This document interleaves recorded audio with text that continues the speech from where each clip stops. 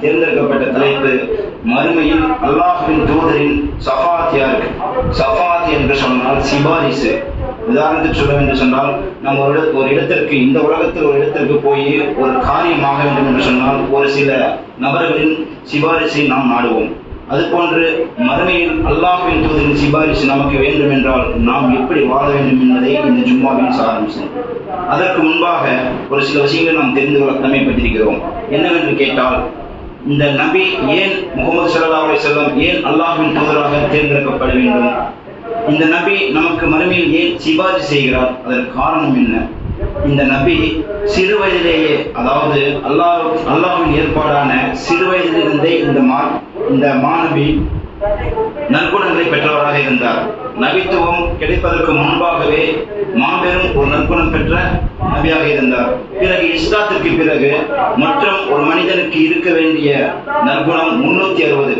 அந்த 360 நற்குணமும் பெற்றவராக நபி ஸல்லல்லாஹு அலைஹி வஸல்லம் அவர்கள் இருந்தார். சிறு வயதிலேயே சந்தையில் வியாபாரம் செய்யக்கூடியவராக இருந்த நபர். முகமது என்றால் அந்த மகாவாசிகள் சொல்வார்கள், முகமது என்றால் பொய் சொல்ல மாட்டார், மோசடி செய்ய மாட்டார், வியாபாரத்தில் அநியாயம் செய்ய மாட்டார், யாருக்கும் அநீதம் இழைக்க மாட்டார், யாருக்கும் எந்த ஒரு துன்பத்திலும் ஏற்பட மாட்டார், யாராவது துன்பத்தால் அவர்களுக்கு இன்பமடையும் வரை கூடவே இருப்பார் போன்ற பல நற்குணங்களை கொண்டவராக வாழ்ந்திருந்தார். அப்படியேப்பட்டவரை அல்லாஹ் 40வது வயதில் தேர்ந்தெடுக்கிறான் நபியாக. சிறு வயதிலிருந்து ஒரு நல்ல நற்குணம் பிடித்த நபியாக இருந்தவர். எல்லாம் அல்லாஹ் ஏற்பாடு. நபிகள் நாயகம் ஸல்லல்லாஹு அலைஹி வஸல்லம் அவர்கள் தன் தாயின் கருவில் இருக்கும் போதே அல்லாஹ் உத்தரவிட்டிருக்கான், நீதான் என்னுடைய இறுதி தூதர், இறை தூதர், உன்னால் தான் இந்த சமூகம் எழுச்சி பெறும் என்று முத்திரை கொடுத்திருக்கான். அதனால்தான் அல்லாஹ்வின் ஏற்பாடான எல்லா காரியங்களும் கணக்கச்சிதமாக முடிகிறது. அல்லாஹ்வின் தூதர் ஒரு முறை நற்குணம் பாருங்க, நபித்துவத்துக்கு பின்னாடி அல்லாஹ் நற்குணம் பாருங்க, எவ்வளவு அழகான செயல்னு. ஒரு யகூதி கூட்டத்தை சேர்ந்த ஒரு யூதர்கிட்ட கடன் பெற்றிருப்பார். கால அவகாசம் முடியறதுக்கு முன்னாடியே அந்த நபர் நேரா விறுவிறுன்னு சபையில் அல்லாஹ்வின் தூதர் உட்கார்ந்துருப்பாரு. உமர் ரலியல்லாஹு, அபூபக்கர் சித்திக் ரலியல்லாஹு, அபூ ஹுரைரா ரலியல்லாஹு எல்லாம் உட்கார்ந்துருப்பாங்க.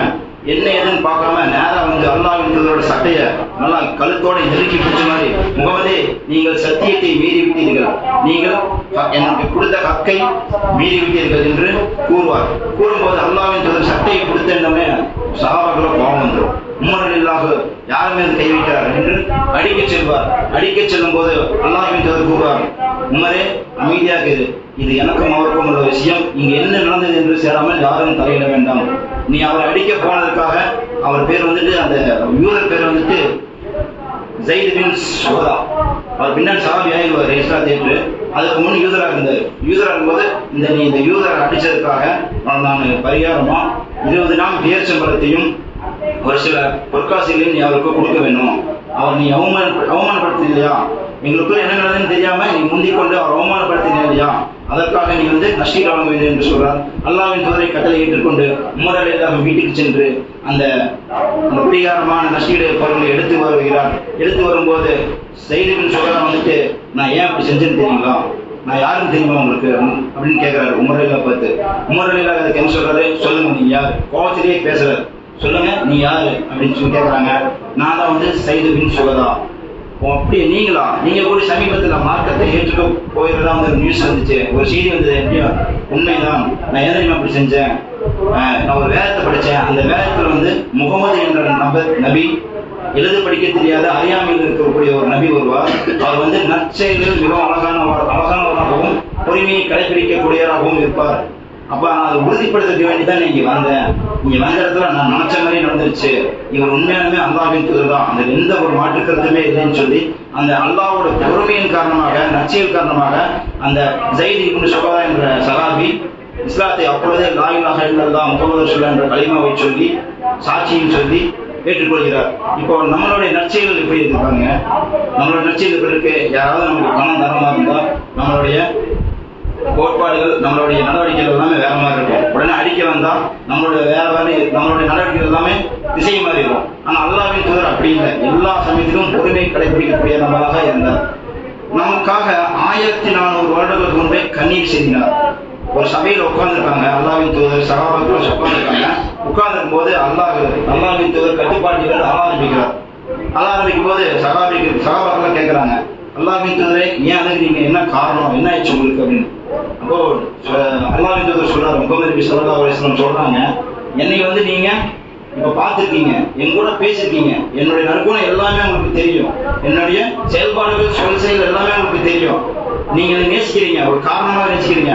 ஆனா எனக்கு பின் ஒரு கூட்டம் வரும், அவர்களுக்கு நான் யார் என்றே தெரியாது, என்னை பார்த்திருக்க மாட்டார்கள், என்னுடன் பேசியிருக்க மாட்டார்கள், என்னுடன் பழகிருக்க மாட்டார்கள், என்னுடைய குணங்கள் அவருக்கு தெரியாது. ஆனால் அவர்களுக்கு நான் அவர்களோட உயிரை விட மேலாக இருப்பேன் என்று நம்மை நினைத்து கண்ணீர் சிந்திக்கிறார். அல்ஹம்துலில்லாஹ், எவ்வளவு பெரிய நாம பார்த்தீங்களா. இதுக்காகத்தான் அல்லாஹ்வின் தூதர் நமக்கு சிபாரிசு செய்வார். மறுமையில நமக்கு சிபாரிசு வழங்குவார்.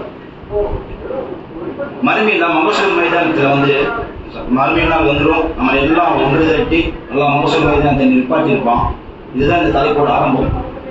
நிப்பாட்டிருக்கக்கூடிய வேலையில எல்லாத்துக்கும் ஒரு சில முடிவுகளும் வந்திருக்கும். இந்த நபர் நரகத்திற்கும் இந்த நபர் சொர்க்கத்திற்கும் என்று ஒரு முடிவுகளும் வந்திருக்கும். அந்த முடிவுகள் வரக்கூடிய நேரத்துல அந்த கூட்டத்தார் வந்து அழுது புலம்பலாமா, என்னுடைய நிலை, அதாவது ரிசல்ட் வராதுக்கு முன்னாடியே நம்மளுடைய நிலை என்னவாக இருக்கும், நம்மளுடைய நிலை சொர்க்கமா நரகமா என்று நம்ம நிலை என்னவா இருக்கும், அப்படி ஒருவேளை நரகம் என்ற நம்மளுடைய நிலை என்ன என்று அவர்களுக்குரிய புலம்பிக் கொண்டு அந்த கூட்டத்தை சுற்றி வருவார்கள்.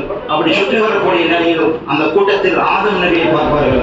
ஆதம் நபியை பார்க்கும்போது அவர்கள் கூறுவார்கள், ஆதம் நபியை சந்தித்து கண்டுபிடித்து அவர்கள் கூறுவார்கள், நீங்கள் தான் அல்லாஹ்வால் படைக்கப்பட்ட முதல் மனிதன், மனிதர்களுடைய தந்தை, அல்லாஹ் உங்களை தன் கையாலே படைத்தான், உங்களை எல்லாம் வானவர்களை உங்களுக்கு சிரம் பணி செய்தான், மேலும் எல்லா பொருட்களோட பெயர்களையும் கற்றுக் கொடுத்தான்.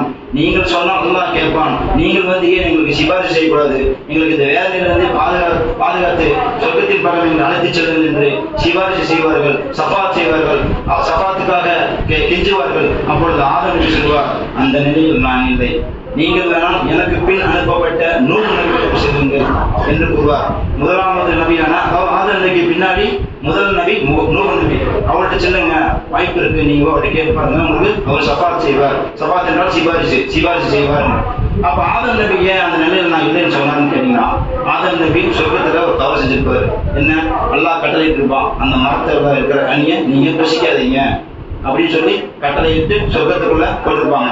ஆனா சீத்தானின் சூழ்ச்சியால சீத்தான் சில ஆசை வார்த்தைகள் கூறி அந்த நபர்களை வந்து அந்த ஆதம் ரெண்டு பேரையும் அந்த கனியை சாப்பிட வச்சு அல்லாஹ்வின் கட்டளை மீறி காரணத்துக்காக அல்லாஹ் என்ன பண்ணுவான், கோபத்தால நீங்க பூமிக்கு போகணும்னு சொல்லி தண்டனையா பூமிக்கு அனுப்பிச்சுடுவான். பூமிக்கு அனுப்பக்கூடிய வேலையில அவங்களும் மன்னிப்பு கேட்பாங்க, மன்னிப்பு ஏற்கப்படும், தௌபா செய்வாங்க, தௌபா ஏற்கப்படும் என்று கொண்டுட்டு மன்னிக்கப்பட்டாச்சு. தவறு பின்னையே அந்த நிலை நான் இல்லைன்னு சொன்னோம், அவருக்கு ஒரு குற்றம் வருது, நம்ம ஒரு தவறு செஞ்சிட்டோம், ஒரு நபியா இருந்து நம்ம தவறு செஞ்சிருக்க கூடாது, ஒரு முதல் மனிதனா இருந்து நம்ம தவறு செஞ்சிருக்க கூடாது அப்படின்னு சொல்லிட்டு அதுல இருந்து வீழ்ச்சி பெறுவதற்காக அல்லாஹ் பாவமன்னிப்பு கேட்டே இருக்கார். அந்த நிலையில நான் இல்லை, நான் ஒரு இந்த மாதிரி செயல்ல ஈடுபட்டுட்டேன் அப்படின்னு சொல்லிட்டு நூறு நபியில போக சொல்றாரு. நூறு நபியை கண்டுபிடிச்சு அவங்கள்ட்ட கேட்கறாங்க, மக்கள் எல்லாம் எங்களுக்கு சிபாரிசு செய்யுங்க, எங்களுடைய நிலை என்னன்னு தெரியல, நீங்க சிபாரிசு செஞ்சா அல்லாஹ் ஒத்துக்குவான், எங்களுக்கு சொர்க்கத்துக்குள்ள நுழைவிப்பான், நீங்க வந்து சிபாரிசு செய்யுங்க அப்படிங்கிற நேரத்துல வந்துட்டு நூறு நபி சொல்றாரு, நானும் அந்த நிலைமையில் இல்லை, ஏன்னா நான் ஒரு மிகப்பெரிய குற்றத்தை செய்துவிட்டேன், மிகப்பெரிய ஒரு பிரார்த்தனை, யாரும் செய்யக்கூடாத பிரார்த்தனையை நான் செய்துவிட்டேன், அதற்காக அல்லாஹ்வை பார்ப்பதற்கு எனக்கு வெக்கமாக உள்ளது, மிகவும் சோகமாக உள்ளது, அதனால் நீங்க எனக்கு பின் அனுப்பப்பட்ட இப்ராஹிம் நபி போய் பாருங்க என்பர். நூறு நபி என்ன தவறு செய்தாரு, இஸ்லாத்தை சொல்லிட்டு இருக்கக்கூடிய இல்லை, இஸ்லாத்தை சில நபர்கள் கேலி கிண்டல்கள் பண்ணுகிறார், சொற்பமான நபர்கள் மட்டும் இஸ்லாத்தை ஏற்றுக்கொள்கிறார்கள், மீதமுள்ள நபர்கள் அதிகப்படியான நபர்கள் இஸ்லாத்தை ஏற்காமல் கேலி கிண்டல்கள் செய்கிறார்கள். உடனே நூறு நபி என்ன பண்றாரு, என் சமூகத்துக்கு எதிராக யாரெல்லாம் வந்துட்டு இஸ்லாத்தை ஏற்கவில்லையோ யாரெல்லாம் அவர்கள் எல்லாத்தையும் அழித்து விட என்று ஒரு சிறிய துவா செய்கிறார். அல்லாஹ்வும் அந்த துவாவை ஏற்றுக்கொண்டு, நூறு நபியே நீங்கள் கப்பல் செய்து அந்த கப்பலில் ஏறிக்கொள்ளுங்கள் என்று கூறுகிறான். பிறகு நான் பார்த்துக் கொள்கிறேன் என்று அல்லாஹ் கூறுகிறான். அல்லாஹ்வின் கட்டளை ஏற்று நூறு நபி ஒரு பெரிய கப்பல் தயார் செய்து அதுல இஸ்லாத்தை ஏற்றவங்களுடைய எல்லாத்தையும் ஏற்றாரு. அதுல என்ன சோகமான செய்தினா, நூறு நபியோட மனைவியும் மகனும் இஸ்லாத்தை ஏற்கவில்லை. அப்பொழுது இஸ்லாத்தை அங்கு தாவா செய்யறாரு, மனைவிக்கு மகனுக்கும் எப்படியாவது ஏறிடுங்க, இல்லைன்னா அல்லாஹ் அவங்க அழிச்சிருவான் பெரிய வெள்ளம் வரப்போகுது, இந்த கப்பல்ல லா இலாஹ இல்லல்லாஹ் முஹம்மது ரசூலுல்லாஹ் கலிமாவை சொல்லி இந்த கப்பல்ல ஏறுங்க, இல்லைன்னா உங்களோட நிலை நீங்க மறந்து போவீர்கள் என்று கூறுகிறார்கள். அப்பொழுது அவன் மகன் சொல்கிறார், பார்த்தலாம், நானும் அல்லாஹ்வான்னு பார்த்தலாம், அப்படி என்ன நடக்குதுன்னு தெரியும், தண்ணி தானே, வெள்ளம் தானே, வரட்டும், அதாவது தெரிஞ்சுப்பார் மழை, அந்த மலையின் மீது ஏற நான் என்னை காப்பாற்றிக் கொள்வேங்கிறாரு. ஆனால் அல்லாஹ்வின் நாட்டத்தால் அந்த மலையளவு வெள்ளம் வந்து கப்பல் மட்டும் மலையின் மீது ஏறி கரையை ஏறுகிறது, பாக்கி அனைத்தும் அழிந்து போகப்படுகிறது. தம் சமூகத்திற்கு எதிராக ஒரு பிரார்த்தனை செய்ததன் காரணமாக அது பெரிய குற்றமாக எண்ணி அல்லாஹ்வாக செய்த பாவங்களையும் குற்றமாக எண்ணி அந்த நபி என்று சொல்றார், இன்னைக்கு இப்ராஹிம் வீட்டை போகணும்னு சொல்றாரு. இப்ராஹிம் வீட்டை அந்த மக்கள்லாம் போறாங்க. வீட்டு வந்து இப்ராஹிம் வீட்டை போகக்கூடிய வேலையில இப்ராஹிம் நபி சொல்றாரு, அந்த நிலையில நான் இல்லை, அந்த நிலைமையில நான் இல்லை. ஏனென்றால் நான் ஒரு 3 பொய் சொல்லிட்டேன். அந்த 3 பொய்யும் அல்லாஹ்க்காக தான் சொன்னேன். இருந்தாலும் அல்லாஹ் பார்க்கறதுக்கு எனக்கு ஒரு கூச்ச சுகமா இருக்கு, வெக்கமா இருக்கு, அல்லாஹ் எனக்கு கேள்வியை பண்ணணும்னு பயமா இருக்கு. நீங்க வேணா எனக்கு பின் அனுப்பப்பட்டு மூசா நபியிடம் செல்லுங்க என்று கூறியார். இப்ராஹிம் என்ன சொல்லிப்பாரு, வாழ்க்கையில ஒரு 3 பொய் தான் சொல்லிப்பார். அதுவும் அல்லாஹ்க்காக. என்ன பொய்? அந்த ஊர் திருவிழா வருது, இந்த ஊர் திருவிழாவுக்கு நீங்க வாங்கினது இப்ராஹிம் நபியை அழைக்கிறாங்க அந்த மக்கள்லாம். அப்ப என்ன சொல்றாரு, எனக்கு உடம்பு சரியில்லை அப்படின்னு சொல்லி போய் சொல்றாரு. முதலாவது போய். இரண்டாவது போய் என்ன சொல்றாரு, அந்த சிலைகளெல்லாம் உடைச்சு விட்டு அந்த பெரிய சிலை மேல கோளாரியை மாட்டிடுறாரு. அப்ப அந்த கோளாரி மாட்டிடுறாரு, யார் உடைச்சதுன்னு கேட்கும்போது அந்த பெரிய சிலை தான் உடைச்சது, நான் பார்த்தேன் அப்படிங்கிறாரு. அப்போ இரண்டாவது போய். மூன்றாவது போய்னா ஒரு ஊருக்கு ஜிகாத் செய்யறார், ஒரு ஊருக்கு ஹிஜ்ரத் செய்யறாரு. ஹிஜ்ரத் செய்யக்கூடிய வேலையில அந்த ஊரோட கட்டளை என்னன்னா, பெண் வந்து எடுத்துக்குவாங்க, மனைவியா இருந்தா எடுத்துக்குவாங்க, சகோதரியா இருந்தா விட்டுருவாங்க, நம்ம கூட விட்டுருவாங்க. அப்படி இருக்கக்கூடிய நேரத்துல அல்லாஹ் இப்ராஹிம் நபி ஒரு போய் சொல்றாரு, இது வந்து என்னோட சகோதரி தான், விட்டுருங்க அப்படின்னு சொல்லி போய் சொல்றாரு. இது மொத்தம் 3 பொய்மா அல்லாஹ்க்காக செய்யற போய். இருந்தாலும் அவர் குற்ற உணர்வுக்காக அவர் அல்லாஹ் பார்க்கறதுக்கு தயக்கப்படுறாரு.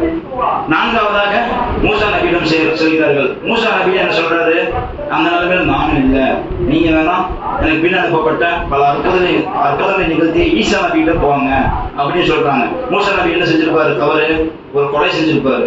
அது பாத்தீங்கன்னா ஒரு எதிர்பாராதமான கொலை. மூசா நபி வந்து ஃபிரௌனுடைய வளர்ப்பு மகன். ஃபிரௌன் வீட்டுல 2 பேர் ரொட்டி சுடும் பணியில் இருப்பாங்க. பேர் வந்து சாதுரி பாத்துன். இந்த 2 பேர் ரொட்டி சுடக்கூடிய பணியில் இருக்கும்போது அந்த பாத்துன் என்பதற்கும் சாது என்பதற்கும் ஒரு மன சங்கடமான சூழல் ஏற்பட்டு வரும். சமையல் அறையில ஒரு வித மனக்கசப்பு ஏற்பட்டு 2 பேருமே இருப்பாங்க. அப்ப உடனே வந்து சாமி வந்து மூசா நபிகிட்ட சொல்லுவாரு, பாத்துன் எப்பவுமே என்னை பார்த்து ஏராளமா சிரிக்கிறாரு, கேள்வி பண்றாரு, எனக்கு ரொம்ப மன வருத்தமா இருக்குது, நீங்க வந்து கேளுங்க மூசா நபியே அப்படின்னு சொல்லும்போது, சரி நான் கேட்கறவான்னு சொல்லிட்டு பாத்துனை கூப்பிட்டு சாதனை கூப்பிட்டு சமாதானப்படுத்தி வைப்பதற்காக கூப்பிடுறாரு. கூப்பிடப்போற வேலையில பாத்துன் என்ன பண்றாரு, அவசரப்பட்டு சாதுரி அடிக்க போற நேரத்துல மூசா நபியை தடுத்து திருப்பி அடிக்கிறார். அடிக்கக்கூடிய வேலையில பாத்துன் அங்கேயே சுருண்டு விழுந்து மரணிக்கிறார். எல்லாமே அல்லாஹ்க்காக செய்யப்பட்ட கொலை தான். ஒரு சமரசம் செய்யப்பட்ட இடத்துல எதிர்காலமாக கொலையாயிடுச்சு, அது அறியாமல் செய்த கொலை, அதுக்கு அல்லாஹ் குற்றம் பிடிக்க மாட்டான். இருந்தாலும் அதை ஒரு குற்ற உணர்வாக எடுத்துக்கொண்டு மூசா நபியும் ஈசா நபிட்டு போங்க அப்படின்னு சொல்லி அனுப்பிச்சிடுறாங்க. ஈசா நபி என்ன சொல்றாரு, நான் உண்மைதான், நான் பல அற்புதம் நினைச்சிருக்கேன், பிறகு குருடரை வந்து சரி செய்வாரு, தொழுநோயில யாரெல்லாம் இருக்காங்களோ அவங்க எல்லாம் வந்து மறுமையினாளுக்கு முன்னாடி சரி செய்வாரு, அந்த நோயெல்லாம் சரி செய்வாரு. அப்புறம் என்ன பண்ணுவாரு, தஜ்ஜாலை கொலை பண்ணுவாரு, ஆண் துணை இல்லாம பிறந்தாரு, இது பல அற்புதங்களை நிகழ்த்துவாரு. ஆனா அதுக்கு நான் தகுதி இல்லை, நீங்க வேணா எனக்கு முன்பின் பாவம் அளிக்கப்பட்ட முகமது நபி ஸல்லல்லாஹு அலைஹி வஸல்லம் அவர்களிடம் போய் உங்களுடைய கோரிக்கையில சொல்லுங்க, நிச்சயமா உங்களுக்கு ஒரு நல்ல தீர்வு அளிக்கும்னு சொல்லிட்டு சொல்றாங்க. அந்த மக்களும் அந்த மகசூல் மைதானத்துல முகமது நபி ஸல்லல்லாஹு அலைஹி வஸல்லம் அவர்களை தேடி அலைகிறார்கள். இறுதியாக அவர்களை கண்டுபிடித்து, யா அல்லாஹ்வின் தூதரே, இறுதி தூதரே, இறை தூதரே, எங்களுக்காக உங்களுடைய சிபாரிசு தேவைப்படுகிறது, நீங்கள் எங்களுக்கு சிபாரிசு செய்ய மாட்டீங்களா அப்படின்னு சொல்லி கெஞ்சுறாங்க. கெஞ்சக்கூடிய வேலையில வந்து அல்லாஹ்வின் தூதரும் ஏற்றுக்கொண்டு, சரி வாங்க நான் சிபாரிசு செய்யறேன்னு சொல்லிட்டு அல்லாஹ்வை பார்ப்பதற்காக போகிறார். அல்லாஹ்வை பார்க்கறதுக்காக போகக்கூடிய வேலையில மலக்குமார்களுக்கு அனுமதி வாங்கணும். அல்லாஹ் பார்க்கலாம் தான் அல்லாஹ் அனுமதிக்கிறான். சரி வர சொல்லுங்க முகமது அப்படின்னு சொல்லிட்டு வர அனுமதி வாங்கினான். அல்லாஹ்வை பார்க்கும் போது முகமது நபி ஸல்லல்லாஹு அலைஹி வஸல்லம் அவர்கள் சஜிதாவில் விழுந்து விடுவார். அல்லாஹ் எப்பொழுது எந்திரிக்க சொல்கிறானோ, அல்லாஹ் எப்பொழுது தலையை தூக்கி கேளுங்கள் என்று சொல்கிறாரோ அது வரைக்கும் அவர் சஜிதாவில் தான் இருக்கணும். அப்பொழுது அல்லாஹ் கூறுகிறான், சஜ்தா இருந்து அல்லாஹ் புகழ்ந்து கொண்டே இருக்கிறார். முகமது நபி ஸல்லல்லாஹு அலைஹி வஸல்லம் சஜ்தா இருந்து அல்லாஹ்வை என்னென்ன புகழ முடியுமோ, வரம்பு மீறி எவ்வளவு புகழ்ச்சி போட முடியுமோ அவ்வளவு புகழ்ந்துகிட்டே இருக்கிறார். அப்பொழுது அல்லாஹ் கூறுகிறான், யா முகம்மது யா முகம்மது இருஃபக் ரகுசல் சல் துகுத்த அப்படிங்கிறான் அல்லாஹ். அப்படின்னு என்னங்க, முகமதே தலையை உயர்த்துங்கள், கேளுங்கள், நான் தரப்போகிறேன் அப்படின்னு. அப்போ அல்லாஹ் நல்லதெல்லாம் சொல்லுவார், இந்த நபர்களுக்குலாம் நீங்க சிபாரிசு செய்யலாம், என்னோட சிபாரிசு ஏற்றுக்கொண்டு இவர்கள சோனத்துக்கு அனுப்பிடலாம் அப்படிங்கிறாரு. ஓகே சொல்லி அல்லாவும் அந்த ஒரு சில வரம்பு விதிப்பான். அந்த வரம்புக்கு உட்பட்டவர்கள் மட்டும்தான் நான் சிபாரிசு வழங்குவேன், உன்னோட சிபாரிசு ஏற்றுக்கொள்ளப்படும் சொல்லிட்டு முதல் கூட்டத்தாருக்கு ஒரு வரம்பு விதித்து அந்த வரம்புக்கு உட்பட்டவர்கள் மட்டும் செலக்ட் பண்ணி கொண்டு விட்டு வருவார். மீண்டும் இரண்டாவதாக வருவாரு. இரண்டாவதாக வரக்கூடிய நேரத்துல இரண்டாவது கூட்டத்தார் அங்க நிற்பாங்க. இரண்டாவது கூட்டத்தார் அங்க நிற்கக்கூடிய நேரத்துல அவர்களை எங்களுக்கும் நீங்க சிபாரிசு செய்யுங்க, சஃபாத் செய்யுங்க, நீங்க சொன்னா நல்லா கேட்பாங்கிறாங்க. அதே மாதிரி அல்லாஹ் முன்பு போலவே மலக்குமாருக்கு அனுமதி வாங்கினாங்க அல்லாஹ் பாதுகாப்பதற்காக. அல்லாஹ் முன்மதிக்கிறான். அல்லாஹ் அனுமதிக்கக்கூடிய வேலையில் சஜ்ஜா செய்யறாரு. சஜ்ஜா செஞ்சு அல்லாஹ் புகழ்ந்துட்டே இருக்காரு. மறுபடியும் அல்லாஹ் கூறுகிறான், யா முகம்மது இருஃபக் ரகுசல் சல் துகுத்த என்று கூறுகிறான். முகமதே தலையை உறுத்துங்கள், கேளுங்கள், நான் தருகிறேன் என்று கூறுகிறார். மீண்டும் இரண்டாவது கூட்டத்தாருக்கு சிபாரிசு கேட்கிறார். அல்லாஹ் சிபாரிசு வழங்குகிறான். சிபாரிசு ஏற்றுக்கொண்டு அவர்கள் சொர்க்கத்தை வழங்குகிறான். அதே மாதிரி ஒரு சில வரம்புகளை விதித்து இன்னாருக்கு தான் நான் சிபாரிசு வழங்குவேன், இன்னாருக்கு வழங்க மாட்டேன்னு சொல்லி ஒரு வரம்பு விதிக்கிறான். அந்த வரம்பை விதிச்சு நீங்க கொண்டு அவங்க சொர்க்கத்தில் விட்டுப்பாங்கன்னு சொல்லி விட்டுட்டு வர்றாரு. சொர்க்கத்தில் விட்டுட்டு வரக்கூடிய மீண்டும் மூன்றாவது கூட்டம் நிற்குது. அந்த மூன்றாவது கூட்டமும் அதே மாதிரி எங்களுக்கு நீங்க சிபாரிசு செய்யுங்க அப்படின்னு சொல்லக்கூடிய வேலையில அல்லாஹ்வின் தூதர் முதல்ல போலவே அவர்களுக்கும் சிபாரிசு வழங்குவதற்காக அல்லாஹ்விடம் அனுமதி கேட்கிறான். அதே போன்று சஜ்தாவில் இருந்து போகிறான். மீண்டும் அல்லாஹ் தலையை உயர்த்துங்கள், கேளுங்கள், நான் தருகிறேன் என்று சொல்ல மூன்றாவது கூட்டத்தாருக்கும் சிபாரிசை வாங்குகிறான். மீண்டும் சொர்க்கத்தில் கொண்டு அவர்கள் விட்டுட்டு வருகிறாங்க. மிச்ச கூட்டம் ஒரு சொற்பமான கூட்டம் இருக்கு. நான்காவது சொற்பமான கூட்டத்தை அதுல அல்லாஹ்வின் தூதரை செலக்ட் பண்றாரு. இன்னாருக்கு தான் நான் சிபாரிசு செய்வேன், இன்னாருக்கு நான் செய்ய மாட்டேன் அப்படின்னு சொல்லி சொல்றான். அப்ப அந்த முதலாவது கூட்டம் யாருன்னு பாத்தீங்கன்னா, அந்த முதலாவது கூட்டம் அல்லாஹ்விற்கு இணை வைக்காத ஷிர்க் என்பது மாபெரும் ஒரு அநீதி. யாரெல்லாம் அல்லாஹ்விற்கு இணை வைத்து வாழ்ந்தார்களோ அவர்களை தவிர அத்தனை பேரும் சொர்க்கத்தில் அல்லாஹ் கொள்வான். சிறு வயதிலே மார்க்கத்திற்காக அல்லாஹ் மட்டும்தான் என்னுடைய இறைவன், அல்லாஹ் தவிர யாருமே இல்லை, அல்லாஹ் மட்டும்தான் மார்க்கத்துக்கு தேவையான என்று சொல்லி ஒரே ஒரு இறைக்குள்ள வாழ்ந்திருப்பாங்க பார்த்தீங்களா, அவங்களுக்கு தான் முதல் சிபாரிசு. அல்லாஹ்வினோட திருப்பியால நமக்கு இந்த தௌஹீத் என்ற இந்த மார்க்கம் கிடைத்து நாமெல்லாம் வெற்றி பெற கூட்டத்தில் அல்லாஹ் நம்மை நாடிக்கிறான். ஆனா எத்தனையோ நபர்கள், எத்தனையோ காஃபிர்களுக்கு அந்த மார்க்கம் இன்னும் கிடைக்கவில்லை. அவர்களுக்காக நாம் துவா செய்ய கடமைப்பட்டிருக்கிறோம் சகோதரர்களே. மீண்டும் இரண்டாவது கூட்டம் என்று அறிவிப்பீங்களா, அவங்க யார் தெரியுங்களா? அவங்க தான் பார்த்தீங்கன்னா வசீலா செய்தவங்க. அல்லாஹ்வின் தூதருக்காக வசீலா செய்தவர்கள். வசீலா என்றால் ஒரு உயர் பதவி. சொர்க்கத்துல அல்லாஹ்வின் தூதர் சகாபாக்களுக்கு சொல்றாரு, அல்லாஹ் முன்னாடியே குர்ஆன்ல சொல்லிருக்கான், சொர்க்கத்துல ஒரு பதவி ஒண்ணு இருக்கு, அதை நான் ஒரு நபர் மட்டும் தான் வழங்குவேன் அப்படின்னு சொல்லியிருக்காரு. அப்படி சொல்லக்கூடிய வேலையில அல்லாஹ் சொல்றாரு, அந்த ஒரு நபர் நானா இருக்கணும்னு நீங்க துவா செய்யுங்க அப்படிங்கிறார். அந்த இரண்டாவது கூட்டம் யாருன்னு தெரியுங்களா? வசீலா செய்தவர்கள். வசீலா என்றால் அல்லாஹ்வின் தூதருக்கு உயர் பதவியை கேட்டவர். பாங்கு சொல்றாங்க, மொய்தீன் பாங்கு சொல்றாரு, பாங்கு சொல்லும்போது யாரெல்லாம் அந்த பாங்கு அப்படியே சொல்லி கையாளல் சலா என்று வரும்போது மட்டும் அந்த இடத்துல மட்டும் சிறிது மாற்றம், லா ஹவ்ல வலா குவத்த இல்லா பில்லாஹ் என்று கூற வேண்டும். பாங்கு சொல்லி முடித்த பிறகு அல்லாஹ்வின் தூதர் மீது ஸலவாத் ஓத வேண்டும். ஸலவாத் ஓதிவிட்டு இந்த வசீலா என்று பாங்கு துஆவை ஓத வேண்டும். அப்படியேப்பட்டவர்களுக்கு தான் நான் இரண்டாவது சஃபாத். மூன்றாவதாக சொல்கிறார், மூன்றாவது கூட்டத்தை சொல்றது கணிச்சிருக்கார் பார்த்தீங்களா? அந்த கூட்டம் யாருன்னு பார்த்தீங்கன்னா, ஸஃபாஅத்தி லி அஹ்லில் கபாஇரி மின் உம்மத்தி, என்னுடைய உம்மத்தில் பெரும்பாவம், அதாவது அறியாமையில் பெரும்பாவம் செய்ததற்கு என்னுடைய சஃபாத் உண்டு. நல்லா வழங்கிக்கணும். அறியாமையில் பெரும்பாவம், ஒரு பெரும்பாவம் செய்யணும், என்ன செய்யணும், ஒரு கொலை செய்யணும், பெரும்பாவம் தான். அறியாமையில் செஞ்சா அது ஏற்றுக்கொள்ளக்கூடியது, இல்லைன்னா வேணுமே செய்ய முடியாது. அதே மாதிரி விபச்சாரம், வட்டி போன்ற பல பெரும்பாவங்கள் இருக்கு. கிட்டத்தட்ட 70 பெரும்பாவங்கள் இருக்கு. அந்த 70 பெரும்பாவங்கள் மீண்டும் மீண்டும் செய்யறது. அறியாமையில் சேர்ந்து வேற ஒரு நபருக்கு 50 வயசு வரைக்கும் பெரும்பாவம் செய்யறாரு. 51 வயசுல அவர் நேர்ந்து கிடைக்குது, அல்லாஹ்வோட மார்க்கம் கிடைக்குது. அப்ப 51 வயசுல அவர் செஞ்சாருன்னு சொன்னா அது ஏற்றுக்கொள்ளப்படாது. 50 வயசு வரைக்கும் பெரும்பாவம் செஞ்சுட்டாரு, அந்த பெரும்பாவத்திலிருந்து அவர் மீழ்ச்சி கேட்கிறாரு, அந்த மீழ்ச்சிக்கு அல்லாஹ் மன்னிச்சிருவான். ஆனா தெரிந்து செய்து கொண்டோம்னா மீழ்ச்சியில மாவு மன்னிப்பு கிடையாது. அப்படியேப்பட்டவர்களுக்கு அல்லாஹ் மன்னிக்க மாட்டான். என்னைக்குரிய அல்லாஹ்வினாலே இதுதான் அந்த முதல் 3 சிபாரிசுகளுக்கு தகுதியானவர்கள். இருக்கிறதுலேயே முதல் ஷஃபாத் எதுன்னு பார்த்தீங்கன்னா அல்லாஹ்வுக்கு அநீதம். ஒரு பெற்ற தாயை விட்டு போட்டு, உதாரணத்துக்கு நம்ம தாயை மறந்து விட்டாங்க, உடனே அத்தா வந்து இன்னொரு கல்யாணம் பண்ணிடுறாரு. இன்னொரு கல்யாணம் பண்ணனையும் என்னதான் இருந்தாலும் இன்னொரு கல்யாணம் பண்ண பெண்மணிய தாயா இருந்தாலும் சிறிய தாயா இருந்தாலும் பால் ஊட்டிய அந்தஸ்து வராது. பால் ஊட்டிய அந்தஸ்து அவங்களுக்கு வராது. அவங்க கூட கொஞ்சம் நம்ம டிஸ்டன்ஸ் மெயின்டைன் பண்ணுவோம். அது போலதான் அல்லாஹ் தான் நம்ம படைச்சான். அல்லாஹ் படைத்தது விட்டு போட்டு நம்ம வேற சில தர்காக்களையும் அவுலியாக்களையும் மௌலூது ராதீப் போன்ற அனாச்சாரங்களை பின்பற்றி அதை இப்படி செய்கிறோமே, அதெல்லாம் மாபெரும் அநீதி, அல்லாஹ்வுக்கு செய்யக்கூடிய துரோகம். அதை விட்டு அல்லாஹ் நம்மை பாதுகாக்க வேண்டும். சில கூட்டத்தார்கள் நபிகள் நாயகம் ஸல்லல்லாஹு அலைஹி வஸல்லம் போய் கபர்ல போய் துஆ செய்வாங்க. அப்படிலாம் அனுமதியே இல்லை. எந்த கபர்லயும் கபர்ல இருக்கிறவங்க யாருக்குமே காது கேட்காது, செவியற்றவர்கள். நாம அவர்கிட்ட போய் எங்களுக்கு அது செஞ்சு கொடுங்க, எங்களுக்கு இது செஞ்சு கொடுங்க, இதை நிறைவேற்றி கொடுத்தீங்கன்னா உங்களுக்கு காணிக்க தர்றேன், அது போன்றெல்லாம் மாபெரும் அநீதி. ஆனா அல்லாஹ்வின் கிருபையால் நமக்கு இந்த தௌஹீத் என்ற நிலை கிடைத்து நாமெல்லாம் வெற்றியாளர் கூட்டத்தில் அல்லாஹ் நம்மளை தேர்ந்தெடுத்திருக்கிறார். அது போன்று நாளை மறுமையிலும் நம்மை அல்லாஹ் வெற்றியாளர் கூட்டத்தில் தேர்ந்தெடுத்து நமக்கு அல்லாஹ் உதவ வேண்டும் என்று கூறி முதலாவது வரை நிறைவு செய்கிறேன். வாஹித் தஅவானா அல்ஹம்துலில்லாஹி ரப்பில் ஆலமீன். அஸ்ஸலாமு அலைக்கும்.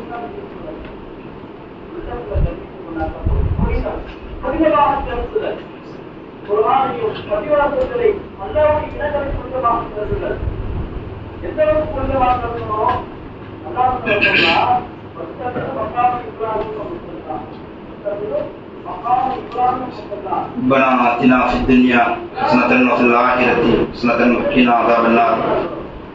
ربي زدني علما. سبحان ربك رب العزة عما يصفون. سلام على المرسلين والحمد لله رب العالمين. நான்காவதாக ஒரு சொற்பமான கூட்டத்திற்கு சிபாரிசு தான். அதுல ஒரு சில வகையினர் வர்றாங்க. முதல் வகையினர் பாத்தீங்கன்னா மார்க்கத்திற்காகவே வாழ்க்கையை தியாகம் செய்தவர்கள். அதாவது இஸ்லாத்துக்காகவே வீர தியாகம் செஞ்சிருப்பாரு, தன்னுடைய தொழிலை தியாகம் செஞ்சிருப்பாரு, தன்னுடைய பணியை தியாகம் செஞ்சிருப்பாரு. இந்த இடத்துல யாரெல்லாம் பார்த்தீங்கன்னா சகீதான சகாபாக்கள் அடங்குவாங்க. சகீதான இஸ்லாத்துக்காக ஒரு சில கூட இன்னும் கூடி நார்த் சைடு எல்லாம் இஸ்லாத்துக்காக இஸ்லாமாக பிறந்ததற்கு ஒரு காரணத்துக்காக அடித்து போடப்படுகிறார். அவர்களுக்காக இந்த சிபாரிசு. இன்னும் மார்க்கத்திற்காக பள்ளி கட்டுமணி பணிக்காக நிர்வாகிகள் பாடுபடுறாங்க பார்த்தீங்களா, அவங்களுக்கு ஒரு சபாத் இருக்கு. அந்த சபாத் தான் அந்த நான்காவதுல ஒரு சில வகையில முதலாவது சபாத். மார்க்கத்திற்காக வாழ்க்கையை தியாகம் செய்தவர்கள் யாரெல்லாம் அல்லாஹ் சொல்லுவார், யாரெல்லாம் இந்த நபர்களுக்கெல்லாம் கேள்வி எனக்கே இல்லாம நீ சொர்க்கத்துக்குள்ள அனுப்பிச்சிரு அப்படின்னு சொல்லுவார். யாருக்காக? மார்க்கத்திற்காகவே வாழ்க்கையை அர்ப்பணித்தவர்களுக்கு. கேள்வி எனக்கே கேட்காத, அவங்க என்னோட சிபாரிசாரா எனக்காக என்னோட சிபாரிசை ஏற்றுக்கொண்டு நீ அவங்க சமணத்துக்குள் அனுப்பு அப்படின்னு சொல்லுவாங்க. அல்லாஹ்வின் அந்த கட்டளை ஏற்றுக்கொண்டு அல்லாஹ்வின் தூதரை சொல்ல ஏற்றுக்கொண்டு அந்த நபர்களுக்கெல்லாம் சமணத்தை வழங்குவார். அதுலேயே இரண்டாவது பாத்தீங்கன்னா கேள்வி எனக்கு முடிவின் போது நரகம் என்று முடிவுக்கு இருக்கும். கேள்வி எனக்கு முடிஞ்சிருக்கும், நரகத்துக்கு போறோம் அப்படின்னு சொல்லிட்டு சர்டிபிகேட் வந்துடும் நமக்கு. அப்போ அல்லாஹ் தூதர் சிபாரிசுகள் அல்லாஹ் யாருக்காவது அந்த அளவு ஈமான் இருக்கான்னு பாருங்க. அந்த நபர்களை எப்படியாவது சொர்க்கத்துக்குள்ள ஒரு உடனே அல்லாஹ் கட்டளைவான். அந்த அளவு ஈமான் இருக்கான்னு பாருங்க, வழக்கமாக கட்டளையிடுவான். அந்த அளவு ஈமான் இருந்தாலும் அவங்க இப்ப இங்க இருந்தாலும் சரி நரகத்துக்குள்ள இருந்தாலும் சரி அவங்க எல்லாத்தையும் வெளியேற்றி நீங்க சொர்க்கத்துக்குள்ள கொண்டு போய் விட்டுடுவாங்க அப்படின்னு சொல்லிட்டு அல்லாஹ் கட்டளையிடுவான். அப்போது காஃபிர்கள்லாம் புலம்பாங்களாமா, ஒரு லா இலாஹ இல்லல்லாஹ் கலிமாவை சொல்லியாவது வாழ்ந்திருக்கலாமே என்று காஃபிர்கள் எல்லாம் திக்கி திணறார்களாம். அதனால சொல்றோம், நம்ம இன்ஷாஅல்லாஹ் வரக்கூடிய காலங்கள்ல நம்மளுடைய தாவாவை வீரியமாக்கணும். ஏன்னா நம்மளால நிறைய இறை மறுப்பாளர்கள் இந்த மார்க்கம் கிடைக்காமல் மோசடியில் இருக்கிறார்கள். அவர்களுக்காக வரக்கூடிய காலங்களில் நம்ம தாவா அமைத்து அவர்களையும் நம்ம மார்க்கத்தின் பக்கம் அழைக்க நாம் கடமைப்பட்டிருக்கிறோம். மூன்றாவதாக சுவனம் நுழைந்த பின் ஒரு தர்ஜா குறைவா இருக்குமாமா. ஒரு உயர்ந்த தர்ஜாவை விட எல்லாம் போட்டுருவானாமா. அந்த தர்ஜா அவன் பத்தாது, கொஞ்சம் இடம் விசாலமா இருக்காம ஒரு உயர்வான இடம், அந்த உயர்வான இடம் பத்தாது அப்படின்னு சொல்லி ரசூல்டா முறையீடு செய்வாங்க. அல்லாஹ்வின் தூதரே எங்களுக்கு இந்த இடம் பத்த மாட்டேது அப்படின்னு. உடனே அல்லாஹ்வின் தூதர் என்ன தர்ஜாக்காக அவருடைய தர்ஜா மொத்தம் 100க்கும் மேற்பட்ட தர்ஜா இருக்கு. அந்த தர்ஜா உயர்ந்த இடத்திற்காக சிபாரிசு செய்வார். அல்லாஹ்வின் சிபாரிசு அல்லாஹ் ஏற்றுக்கொண்டு அனைத்து தர்ஜாக்களையும் உயர்த்தி கொண்டே இருப்பான். நான்காவதாக சிலர் நன்மையும் செஞ்சிருப்பார், பாவமும் செஞ்சிருப்பார். சம அளவு ரெண்டும் பாத்தீங்கன்னா சம அளவு இருக்கும். அந்த சமளவு பார்த்தீங்கன்னா மீசான் தராசு ரெண்டுமே சமளவில் இருக்கும். இப்போ என்ன பண்றது, இவருக்கு சொர்க்கம் போடலாமா நரகம் போடலாமா அப்படிங்கிற வேலையில அல்லாஹ்வின் தூதர் வந்து சிபாரிசு செய்வார். முகமது நபி ஸல்லல்லாஹு அலைஹி வஸல்லம் அவர்கள் வந்து சிபாரிசு செய்வாங்க. அல்லாஹ் ஒரு நன்மை, இந்த நபர் இந்த இடத்துல ஒரு பாதையிலிருந்து கல் அகற்றி இருக்காரு, அந்த நன்மை 10 போட்டுக்கிட்டா ஒரு 12 போட்டு நன்மை ஏற்றி விட்டு சுகத்தில் போடியாடலாம் அப்படின்னு சொல்லிட்டு அதுக்காக சஃபாத் செய்வார். அதுக்காக சஃபாத் வழங்கப்படும். அவர் முன்னே சொர்க்கத்தை கூறுவார். 5வது வந்துட்டு மதீனாவில் வாழ்ந்ததற்கு சஃபாத். மதீனாவில் வாழ்ந்ததற்கு, ஏன்னா மதீனா என்பது ஒரு வெட்ட வெளியான ஒரு பாலைவனம். அந்த பாலைவனத்துல வெயிலும் சரி குளிரும் சரி எல்லாமே மிக கடுமையாக இருக்கும். அந்த கடுமையான நேரத்திலும் மார்க்கப்பணி என்று இந்த சகாபாக்கள், இப்பொழுது இருக்கக்கூடிய நோன்பாளிகள், அப்பொழுது இருந்த நோன்பாளிகள் எல்லாமே இந்த வெயிலையும் குளிரையும் தாங்கிக் கொண்டு ஃபஜ்ருடைய வேலையிலும் நோன்பாளத்தில் நோன்பு வைத்துக் கொண்டிருந்தார்களே, அந்த சூட்டையும் அந்த குளிரையும் தாங்கியதற்காக சஃபாத் செய்வார். நம்ம இங்கெல்லாம் வந்து அசால்ட்டா ஒரு 30 டிகிரி இருந்தாலே நமக்கு வேர்த்து கொண்டது, ஏசி இல்லாம நம்ம வாழ முடியறதில்லை. ஆனா மதீனாவுல அதோட பன்மடங்கு இருக்கும் வெப்பம். அதனை பொறுத்து கொண்டு வாழ்ந்தாரு பார்த்தீங்களா, அந்த ஒரு விஷயத்துக்காக அல்லாஹ்வின் தூதர் சஃபாத் செய்வார். இருக்கிறதுலேயே கடைசி ஆக உயர்ந்த சஃபாத் என்னன்னு பாத்தீங்கன்னா, இவர்களுக்கு சஃபாத் என்ற பாக்கியத்தை கொடுவோம். ஏன்னா இவங்களும் சிபாரிசு செய்யக்கூடிய பாக்கியத்தை கூடிய அல்லாஹ் அப்படின்னு சொன்னா கேட்பாங்களாமா. யாரு? அல்லாஹ்வின் தூதர் வந்து உலமாக்களையும் நாதாக்களையும் ஹாஜிகளையும் ஹாஃபில்களையும் இமாம்களையும் குர்ஆன் வசனத்தை ஓதி பிறருக்கு அதை எடுத்து சொல்லியவர்களுக்கும் இவங்களுக்கு ஒரு சஃபாத்தோட வாய்ப்பு கூடியலாம் அப்படின்னாங்க. அவங்கெல்லாம் வந்து யாருக்கான சஃபா செஞ்சுக்கலாம், அவங்க குடும்பத்துக்கு செஞ்சுக்கலாம். அதனாலதான் நம்ம ஏன் உலமாக்கள் ஆளுகளை கண்ணியப்படுத்துன்னு சொல்றோம்னா அந்த ஒரு காரணம் தான். அவங்களுக்கும் மறுமையில சஃபாத் அந்தஸ்து அல்லாஹ்வின் தூதர் வந்து வாங்கி கொடுப்பாரு. நீங்களும் சஃபாத் செஞ்சுங்க யாருக்காவது அப்படின்னு சொல்லிட்டு. அப்போ அது போன்ற வேலையில அவங்களுக்கு சஃபாத் வழங்குவோம். அவங்க குறிப்பா சொல்லணும்னு சொன்னா ஹஜ் வந்து முழுமையா நிறைவேற்றிருப்பாங்க. அவங்களோட ஹஜ் முழுமையா ஏற்றுக்கொள்ளப்பட்டு பல இடத்துல அவர்களுக்கும் இந்த வாய்ப்பு இருக்கு. அப்போ அவங்க எல்லாம் வந்துட்டு சஃபாத்தோட வாய்ப்பை பெற்று இந்த சபா செய்யலாம். இமாம் சொல்லுவாரு, எனக்கு பின்னாடி நிக்காம சொன்னாரு, அவர் நரகத்தில் இருக்காரு யாரெல்லாம், அவரை வந்து நீ சொர்க்கத்துக்குள்ள அனுப்பு. எனக்கு நான் என் சூறாவை மறந்துட்டேன் இமாமத் பண்ணும்போது, அப்பொழுது எனக்கு சொந்த சூறாவை எடுத்து கொடுத்தாரு, அவரு நரகத்தில் இருக்காரு, அவருக்காக சஃபாத் செய்யலாம், எனக்காக சஃபாத் ஏற்றுக்கொண்டு அவர் சுகத்துல கூட போடலாம் அப்படின்னு சொல்லி அந்த ஒரு சில சஃபாத்துகள் எல்லாம் வந்து மனிதர்களாக நமக்கும் அல்லாஹ் தந்திருப்பான். ஆகவே கண்ணியத்திற்கு அல்லாஹ் மேலே இருக்கு. சஃபாத் என்பது ஒரு சாதாரண விஷயம் இல்லை. இந்த மார்க்கத்தையும் இந்த வேதத்தையும் பற்றி பிடித்துக் கொண்டு அல்லாஹ்வின் தூதரின் சொல் செயல் அங்கீகாரத்தை பின்பற்றி வாழ்ந்தோம் என்று சொன்னால் நிச்சயமாக சஃபாத்துக்குரிய பெயர் விஷயம் நம்மும் அல்லாஹ் சேர்த்த வேண்டும் என்று கூறி அல்லாஹ் எனது உரையை நிறைவு செய்கிறேன். ஆகிரதவான் அல்ஹம்துலில்லாஹி ரப்பில் ஆலமீன். அஸ்ஸலாமு அலைக்கும் வரஹ்மத்துல்லாஹி வபரகாத்துஹு.